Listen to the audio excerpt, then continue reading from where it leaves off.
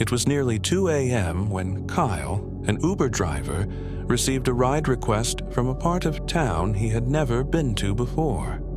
The map guided him through winding streets, with flickering streetlights and crumbling houses. Something about the area made his skin crawl, but a job was a job. The passenger was listed as Miriam, and, according to the app, she was waiting in an alley between two abandoned buildings. Kyle hesitated before pulling up, but sure enough, a woman in a heavy coat stepped out from the shadows and into the back seat without a word. Her face was obscured by a thick, black veil, and she sat eerily still. "Ah, hi, Miriam?" Kyle asked, hoping to break the silence. She didn't respond. Kyle glanced at her through the rearview mirror, his stomach tightening. Something about her presence felt wrong. The longer he drove, the heavier the air inside the car became. She didn't move, didn't even seem to breathe. He forced a chuckle, trying to ease his own nerves. "So, where are you heading?" Still, nothing. The silence became unbearable. Kyle checked the mirror again. She hadn't moved an inch. But just as he was about to ask again, he noticed something terrifying. Her hands, resting on her lap, were covered in dirt and something darker. Then, out of the corner of his eye, she moved. One hand slowly reached for the door handle. "Hey!" Kyle started, but before he could react, the door swung open and she was gone.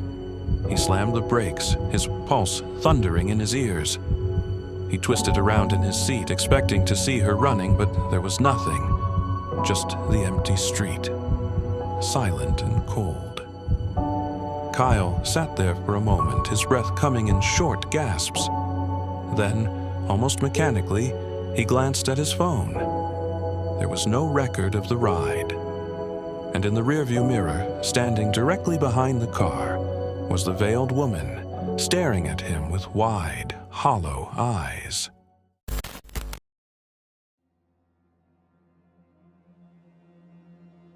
Sam had spent the night at a bar with friends and decided to call an Uber to get home.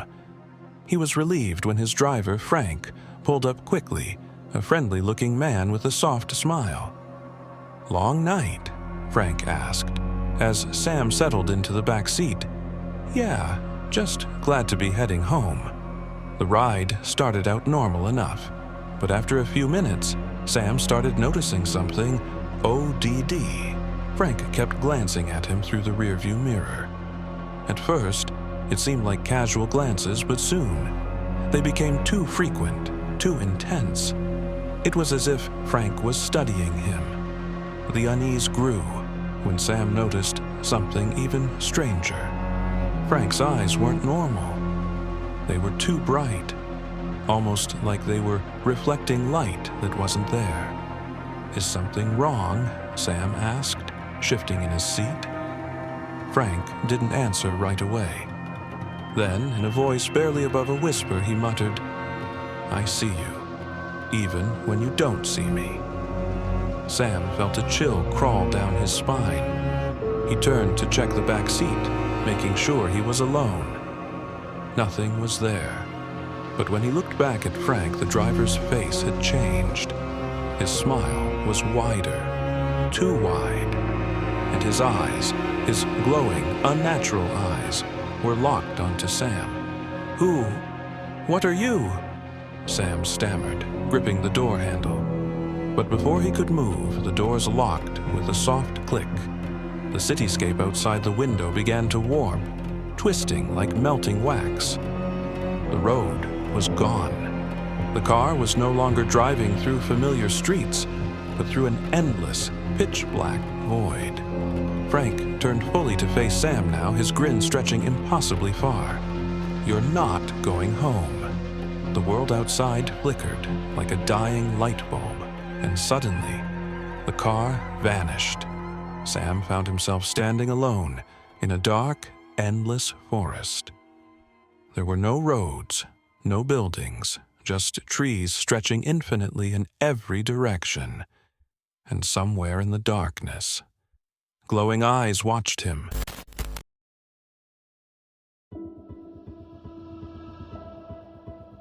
Amelia was running late for an important job interview, so she quickly ordered an Uber. The driver arrived right on time. A clean car, a middle-aged man behind the wheel, his expression warm but unreadable. The moment she got in, he turned to her with a strange smile. "I've been waiting for you." Amelia laughed nervously, assuming he was just being friendly. "Well, thanks for picking me up so quickly." The ride began smoothly, but as they drove through the city, the driver started saying things that made Amelia's blood run cold. "It's been a long time since you lived on Pine Street, hasn't it?" he asked casually. Amelia frowned. "How do you know where I used to live?" The driver didn't answer. He just kept driving, his smile never wavering. Then he spoke again. "Your best friend in elementary school, Emily, wasn't it?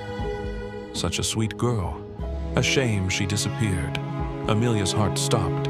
Emily had gone missing when they were kids. No one ever found out what happened to her. "Who are you?" she demanded, her voice shaking. The driver chuckled. "I've been watching you for a long, long time." Amelia reached for her phone to call for help, but the screen was black. Dead. The car was no longer following the GPS route. They had turned off the main roads, heading toward an empty industrial district. Panic surged through her. "Let me out, now!" The driver ignored her. The air inside the car felt heavier, suffocating. Amelia grabbed the door handle, but it wouldn't budge. The car seemed smaller, as if the walls were closing in. Then the driver's face changed. His skin stretched unnaturally. His eyes darkened, and his teeth sharpened into jagged points. "You still don't recognize me?" he whispered. "I never left."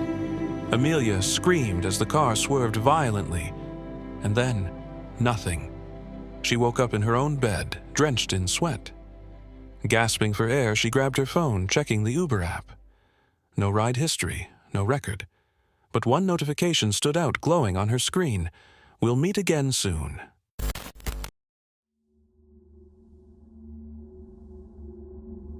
Emma had taken the same jogging route every evening for years. The park was well lit, the streets familiar, the routine comforting. But tonight, something felt off. The air was thick with humidity, clinging to her skin as she ran. The distant hum of traffic blended with the rhythmic pounding of her sneakers on the pavement. She was halfway through her route when she noticed the car, a dark SUV, crawling slowly behind her.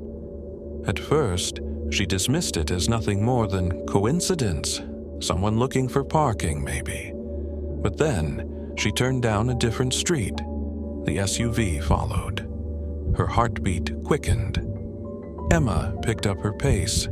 The SUV did too. Now she knew this wasn't a coincidence.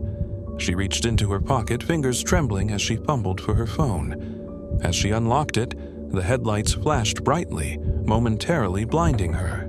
Then, the vehicle lurched forward, tires screeching against the asphalt. Adrenaline surged through her veins. She ran. Her feet pounded the pavement. Her lungs burned with effort. She veered sharply down a side street, hoping to lose them in the maze of alleyways.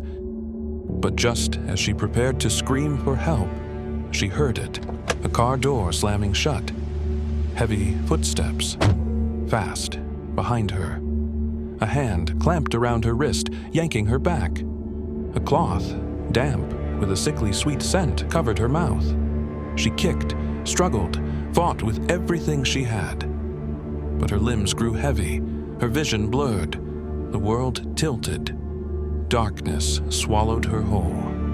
Emma awoke to silence. Her head throbbed. Her mouth was dry. She tried to move. Her wrists were bound. Panic rose in her throat as she took in her surroundings. A basement, concrete walls, dim lighting from a single flickering bulb overhead. The air was damp, carrying the scent of mildew and something metallic. The door, heavy, wooden, locked. Footsteps echoed outside. Emma's breath hitched as she struggled against the restraints. The footsteps stopped just beyond the door. Then slowly, the handle began to turn.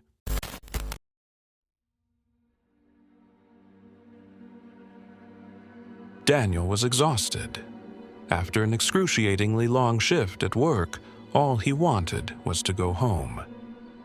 But when the bus failed to show up for the third time, he sighed in frustration and pulled out his phone, ordering a rideshare. Within moments, a black sedan pulled up to the curb. The driver, an older man with a wide, unnatural grin, greeted him with a nod. Daniel hesitated. Something about that smile sent an immediate chill down his spine. But he was tired, and the car was already waiting. He convinced himself he was just overthinking things and slid into the back seat. As soon as he closed the door, the locks clicked shut. "Long day?" the driver asked, his voice too cheerful. "Yeah," Daniel muttered, glancing at his phone to check the route. The map showed the correct destination. He forced himself to relax, watching the city streets blur past in the dim glow of streetlights. But then, without warning, the route on the screen changed. Daniel sat up straighter. "We're going the wrong way." The driver didn't respond. He just chuckled softly, the kind of laugh that prickled at the base of Daniel's skull. He cleared his throat, trying to keep his voice steady. "Hey, I said—" The driver turned slowly, his grin stretching wider, his teeth too white, too perfect. "We're almost there." Daniel's stomach twisted. He reached for the door handle, locked. His pulse pounded as he glanced outside. The familiar cityscape had disappeared. No people, no houses, just endless, empty roads stretching into darkness. The car sped up. His fingers darted to his phone, but before he could call for help, the driver spoke again, his voice a whisper now. "You don't remember me, do you?" Daniel froze. What? He didn't know this man. Did he? The driver let out a low chuckle, his grip tightening on the steering wheel. "Don't worry," he said, his grin unwavering. "You will." Daniel's breath came in short gasps. His mind raced. He tried to think, had he seen this man before? A customer? A co-worker? No, he would remember a face like that. Then, suddenly, the car slowed. A clearing appeared ahead, bathed in eerie moonlight. The driver turned down a dirt path, trees closing in on either side, swallowing them whole. No streetlights, no signs of life. Daniel's heart pounded against his ribs. "Let me out." The driver didn't answer. He just kept smiling. And then, the car stopped. The driver reached for something beneath his seat. Daniel's breath caught in his throat. He didn't wait to see what it was. He slammed his fist against the window, kicked at the door. Nothing. Trapped. The driver let out another chuckle, low, guttural. Then, slowly, he turned around to face Daniel fully, his wide grin never faltering. "Welcome home," he whispered. The overhead light flickered. The last thing Daniel saw was the gleam of something sharp in the driver's hand before the world plunged into darkness,